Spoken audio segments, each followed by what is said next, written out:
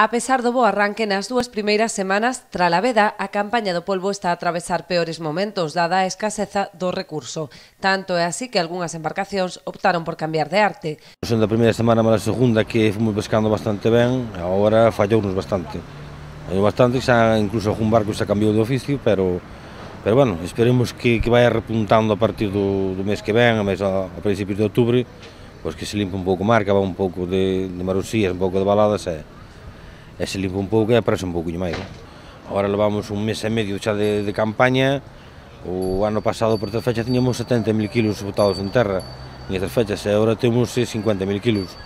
Bueno, hai unha pequena diferencia, pero bueno, isto tamén depende dos barcos que vayan, dos barcos que non vayan.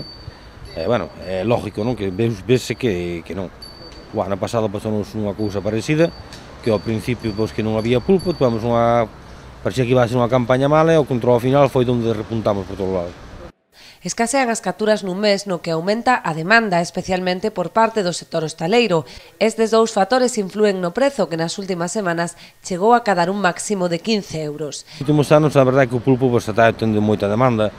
É verdade que pola parte de fora de Marrocos tampouco non están traballando e non están mandando moito.